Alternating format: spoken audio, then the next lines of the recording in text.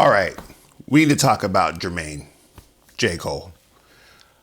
I think being Jermaine Cole is tough. He's in a very tough position, has been for most of his career, especially after the big beef with Kendrick and Drake. He was put in this position of the everyman rapper, the rapper's rapper, and he's always been the type to really focus on the artistic craft of his music, creating stories, et cetera, so forth. It's always been J. Cole's shtick. And so going into this album, The Fall Off, there's been a lot of hype. He's been hyping this album for years now. And I think we were expecting some sort of magnum opus when it came to this album. And honestly, I think it's kind of a combination of a hit and a miss in the sense that this is some of J. Cole's best work. I think that J. Cole does a great job on this album. Some of the production is amazing. But at the same time, it also kind of shows that J. Cole is basically just a rapper. Now, before all the J. Cole fans come after me, let me elaborate on that. I truly believe that if J. Cole never signed to Roc Nation and never got under the wing of Jay-Z, he would be on a tier, couple of steps lower than the tier that he's on right now. And it has nothing really to do with his talent and everything to do with how he operates as an artist. Like, he doesn't do the flashy stuff like Drake, and he's not on the same level as Kendrick when it comes to how he presents himself. This dude rides his bike, and currently he's selling all his CDs out of his trunk. Like, this dude is one of the realest rappers in the game, and he might be the last of a dying breed. You can't really compare him to other rappers when it comes to how they operate in the hip hop community. And I think this is the critical, important thing about J. Cole that is also his crux, because when I listen to this album, The Fall Off, it feels like the peak pinnacle of what a rapper is capable of. And like I said, that's pretty good. J. Cole's an incredible rapper. But the problem with that is that when it comes to just the world and realm of hip hop, there is basically a glass ceiling there. And unless you're willing to break through that with interesting ideas or going pop or maybe abstract, you will always be under that rapper umbrella. Now, with that said, J. Cole might be the best rapper's rapper in the game right now, bar for bar. And The Fall Off is incredible in that sense. He shows amazing lyrical tenacity in ways that most rappers are not doing right now. The production of the album is extremely solid. It's not incredible. There's a few beats that are cool, but like for the most part, like he's not even pushing himself sonically in that sense, in the same way that he was doing on songs like Get Off My Dick and songs like that, where he's really pushing himself sonically. This album really feels like a backpack rapper's magnum opus, but not the magnum opus of the superstar celebrity of J. Cole that he has reached, which, as I said earlier, is only because of the engine that was behind him. Like, if J. Cole was an independent artist, like on a Tech 9 level or something like that, he might be one of the most successful independent artists of all time. But because he was signed to Roc Nation, there's always been this shadow over him. Ever since his first album, the shadow of trying to get the hit single, trying to get the Grammys, trying to get all the accolades. And meanwhile, his competitors, Drake and Kendrick, are playing that game. J. Cole never really bought into that. And so even when the whole beef happened with J. Cole, Drake, and Kendrick, it was always weird to see that dynamic, because it was almost logical for J. Cole to apologize, because this is not his lane, it's not his style. And it was very telling to those who were watching to make them understand that J. Cole is not in this for the same reasons that Kendrick, Drake, and other rappers are. And even with the theme behind The Fall Off itself, which is presented as these two separate albums, one made at age 29 and one made at age 39, and like the dichotomy between the two, it pretty much tells exactly what I've been saying, is that J. Cole has always been about the artistic expression, never been about the bag. He actually celebrates the fact that he's no longer on Roc Nation on one of the songs, which is interesting because it seems like the way that he phrased it, saying that, he's now getting out of slavery, that his deal with Roc Nation was detrimental to his creative growth for a variety of reasons. Now, I don't know how true that is. I'm just speculating based off his own words. But throughout this album, we're hearing the peak of a rapper who has been through the industry and seemingly doesn't really embrace it. And this is mostly from the perspective of an artist who is one of the most pure hip hop artists in the game. When I listen to this album, it reminds me of early 2000s rap. And this is in a good way, in the sense that, like, especially the first album, the first disc, and that's is probably exactly what he wanted, in the sense that the songs and the beats sound dated per se. Like, he's not rapping over trap beats or using auto-tune. A lot of this production is boom bap based, and he's using a lot of samples from like Q-Tip and Ludacris and several other artists. And it has this nostalgia feel that he really taps into. And lyrically, J. Cole's at his peak. He's doing really good rapping on this album, some of the best rapping of his career. But thematically, I think that the album kind of falls off a little bit, pun intended, in the sense that the themes and the concept of the album isn't fully presented. Essentially, what I'm hearing is two separate J. Cole's album. One that has kind of more like a braggadocio, egotistical angle with songs like, 2-6, Run a Train, Who the Fuck Is You, Drum and Bass. All these songs have a lot more braggadocio, a lot more ego behind it. And then the second album, this too, seems to be more focused on love, relationships, life perspective. It's a little bit softer of an album. And honestly, I feel like it might be too much music. I know that putting out a lot of music is a trend, especially for a way to like make a lot of money for artists, is to have longer projects with more tracks, et cetera, so forth. And I also understand that there's the concept of, especially in hip hop, like the reveled double disc, right? Dropping a double album is a check mark on a lot of GOAT tier rappers to drop a double album. Some of the greatest of all time have done it, including Tupac Shakur, Notorious B.I.G., Biggie, Drake dropped a double album. So I can understand that part. With that said, I feel like out of the 24 songs that are on this album, there is a classic J. Cole album inside of this album. Like, if you extract certain songs, there are amazing songs. Some of my favorite songs include Old Dog, 2-6, Safety, The Let Out is incredible. The Let Out is a good example of J. Cole pushing himself creatively. But even that song feels like a J. Cole song. And that's kind of like what this album is. Like, it's a very safe album. It feels like an album that J. Cole would make. There's no surprises or nothing that's like, oh wow, he really pushed himself. I think The Let Out is probably the best example of him pushing himself creatively on the album, but it feels very comfortable and it feels very safe. There's no creative Hail Marys or creative risks outside of J. Cole's comfort zone. And that could be a good thing or a bad thing. I think it's a good thing if you're a J. Cole fan and you're expecting to hear, introspective bars, love bars, a little bit of shit talk, interesting rhyme schemes, what you expect from J. Cole.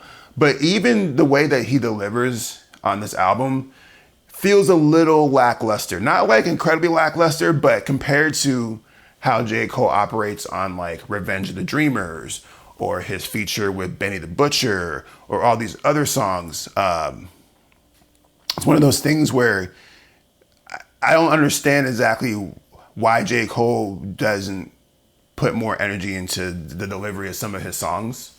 I know that he likes to have the dial back, lackadaisical flow, but he often gets criticized for being called boring and having sleepy raps on his albums. And this album doesn't escape that.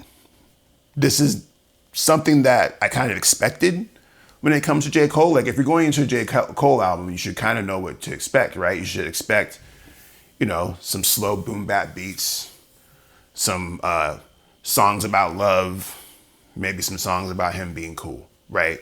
And that's exactly what we got on this album. And I think that's fine, right? I think the issues come to the fact that this is 24 songs of this, right?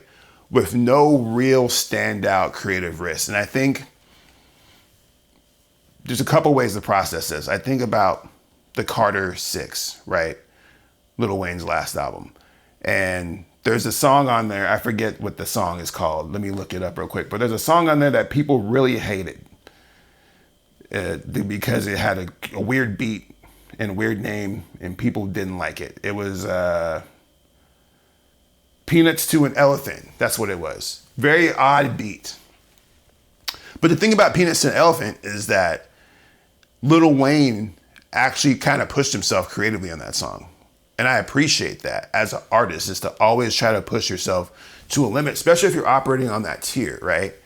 And I'm not saying that J. Cole should have made a song like Peanuts to an Elephant, but when I'm listening to the songs, especially when I gave this multiple listens, they all kind of blend together. They all kind of sound like your typical J. Cole song, right? The few standouts are the ones where we get creative production, like The Let Out. The Let Out is a good example of that. I think that the opening song with 2-6 is a good song, great production, bit of a standout, but only because J. Cole has so much energy behind the song. But overall, all the songs kind of blend together. Now, that said, there are some interesting things on this album, and I'm not knocking this in the sense that I love the Q-Tip sample. Never knew a love like this. That's a crazy flip. Don't know how you pulled that off, but that's an amazing song. But it's also still under the umbrella of boom bap hip hop. And I think that what's interesting about this, because people keep saying that this is J. Cole's last album, but he even says it himself that this is actually the start of a new era on this album. And I think that we're about to see underground Cole return, like mixtape Cole return, where he was a lot more tenacious and a lot more hungry, versus Rock Nation J. Cole, where he went on these series of albums. And don't get me wrong, all J. Cole's albums are solid, pretty much. He's never dropped a bad album. And this album is also not bad. But I would say that J. Cole's music, for the most part, is extremely average against his peers. It's incredible compared to the vast majority of hip hop music that exists right now. The vast majority of it. But when you look at the tier that he's supposedly supposed to be operating on as one of the big three, et cetera, so forth, the music comes off a little bit stale, especially when there's other competitors who could claim that third spot, like A$AP Rocky or even Big Sean, who are taking a lot more interesting risks with their music and doing a lot more interesting ththings. I've always appreciated J. Cole for having one of the purest hip hop personas in the game. And his grassroots nature is just, it's super admirable, especially what he's about to do with selling the CDs out of the trunk right now. He's going city to city, literally selling CDs out of his trunk, shaking hands, taking photos with the fans, et cetera, so forth. No other rapper in the game can do that on that level, in the level that he's operating on. Like Kendrick can't do that. Drake can't do that. And so that's where he really, really stands out, is that he connects to the fans in ways that pretty much no artist does. That's why J. Cole is successful, more so than the music, is because he exemplifies realness in hip hop. And as I said earlier in this conversation, he's one of the last of a dying breed, in the sense that hip hop artists don't operate the way that J. Cole does anymore, period. They just don't. And so like I said, I go into the fall off of a lot of appreciation. I think that the music itself does what it needs to do. I think it's a treat for J. Cole fans. If you're a hardcore J. Cole fan and you love J. Cole, this album is an absolute treat. I think that if you're expecting more from J. Cole on the big three conversation, or him being one of the greatest artists of all time, period, which is what the big three are kind of pushing towards, like the Drakes and the Kendricks. You know, Kendrick just broke the record for most Grammys, and you have Drake doing crazy streaming numbers. J. Cole's never in that conversation, ever. And this album doesn't change that. And interestingly enough, if J. Cole is now independent and he continues to release music, that's only going to be more so the case, because now he's operating independently. Fortunately, he'll be making more money. He'll have more creative control, but he won't have nearly as much energy or attention orbiting his music anymore. And I think that's like kind of like the underlining theme behind the fall off, is that he always knew that this would be the case. Maybe even when he signed the Roc Nation, he knew that he wouldn't be under that umbrella forever. And even with Dreamville and how Dreamville turned out and how he ran that label, where he had a lot of great artists that he didn't necessarily put as much energy into, I feel like there's a lot to take from the themes of this album, in the sense that J. Cole does see this as him shifting the persona and perception of how the world perceives him. When he was in the conversation of the big three, I almost feel like that was like kind of accidental in terms of how he operates, how he connects. He's not the same as the other two.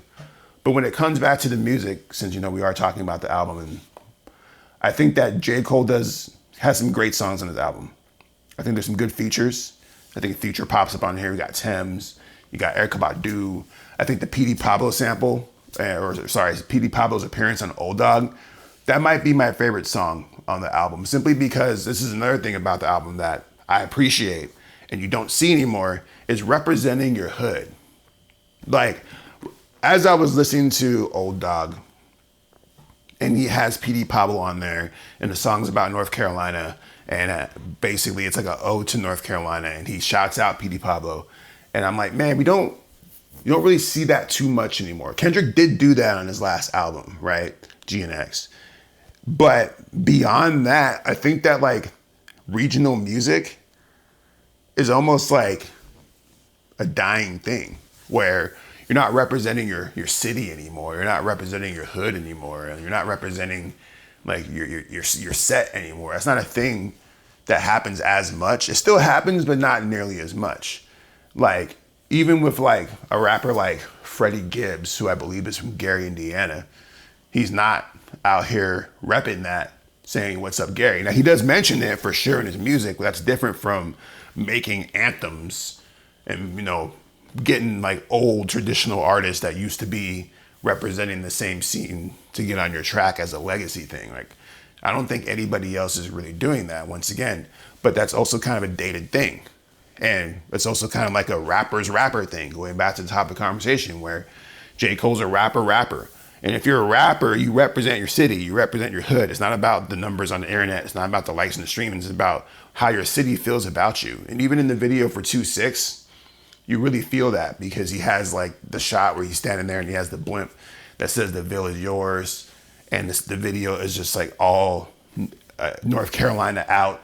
And it's like you just don't really feel that anymore in hip hop. So that's something that I really appreciate, because I really think that regional rap is slowly but surely fading away, which is kind of a sad thing depending on how you feel about it. But I feel like it's important to rep where you're from. I think it's important to rep your city. And Old Dog is dope. I think that a lot of the second half of the album is very like love based.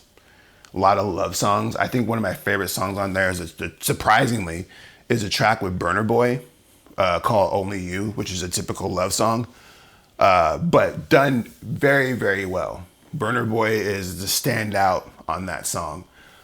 He also has Moray and "What If," which is also like on an interesting track that is almost like on some Joyner Lucas type shit, where everybody, like, I think the running meme with Joyner Lucas is like, oh, here's Joyner Lucas rapping from the perspective of an ICE agent or something like that. This song, "What If," is J. Cole rapping from the perspective of Tupac and Biggie apologizing to each other before their assassinations. So it's like an alternate universe kind of rap where they're both like apologizing to each other. And it's like, okay, like I like the concept of it. I think it's compelling. It might be one of the most interesting things that J. Cole has ever done, like lyrically. But there's also just like this weird pedestaling that we're doing for Pac and Biggie right now. Now, I don't want Tupac fans and Biggie fans to come after me, but Kendrick did something similar, right, on his last album, right? And even Drake used Tupac's voice in the beef, in the tailor-made freestyle. And I appreciate Tupac and Biggie, don't get me wrong, they're two of my favorite rappers. But I also kind of feel like the way that we revel them at this point in time in hip hop in this juncture is almost like counterintuitive. And what I mean by that is that when you're looking back at Tupac and Biggie's beef and the things that went wrong and the whole East Coast and West Coast thing and how that literally changed hip hop, right? And how that places these rappers from that generation, you know, Kendrick, J. Cole, like pretty much any rapper that's like around my age pretty much was a teenager when these artists died. And it's almost like a storm cloud that's been over hip hop ever since, where, you know, two of the greatest rappers of all time died through violence, right? And since then, there's been plenty of other rappers who've died in the same fashion. And the more we revisit this and we have these weird perspectives of like, oh, well, what did Biggie apologize and what did Tupac apologize? It's just like reminders almost. And when I think about J. Cole's fan base, I wonder how many people actually understand what he's trying to say in that song. I don't want to go too deep on that, but I feel like there's a lot of disconnect with the audience that he's trying to cater to versus the message he's trying to convey. What I'm saying is that a lot of hip hop fans nowadays who listen to J. Cole and Kendrick and Drake do not care about Tupac and Biggie. Especially on the level that J. Cole's presenting it. Especially on the level that Kendrick's presenting it. Especially even with Drake using Tupac's voice on Tailor Made. Like, the audience doesn't care. And it has to do with the generational gaps of hip hop, where even a song like California Love or Big Papa sounds like oldies to a lot of these kids. The same way that Motown sounded to me when I was listening to Pac and Biggie. And so it's like almost like if Tupac made a song about Marvin Gaye's son apologizing to Marvin Gaye before he killed him, right? That's what that would be like. And for as a teenager, I just wouldn't I wouldn't understand the depth on the empathetic scale to like really connect on that. And I think that's the same thing that I'm trying to convey on this in a hopefully more understandable way. With that said, I think overall this might be J. Cole's best effort, but mostly because of how much effort he put into it. He spent years working on this project, but it doesn't stand out to me as anything better than J. Cole's ever done. Like, I would probably give this like an 8.5 out of 10. Solid J. Cole music. If you like J. Cole, give it a listen. But don't expect much. Don't expect anything to blow your mind in terms of like, oh my God, this is like him pushing himself to a new version of himself and really creatively pushing himself. It's going to be J. Cole music. But I don't know. I would love to know what you guys think about J. Cole's album, The Fall Off. Let me know in the comments. What was your favorite track? What track did you like the least? Is this J. Cole's last album? Do you want more music from J. Cole? Let me know in the comments. I want to hear it all. Tap in. Talk to you guys soon. This is your boy, Jaron Ikner. Peace.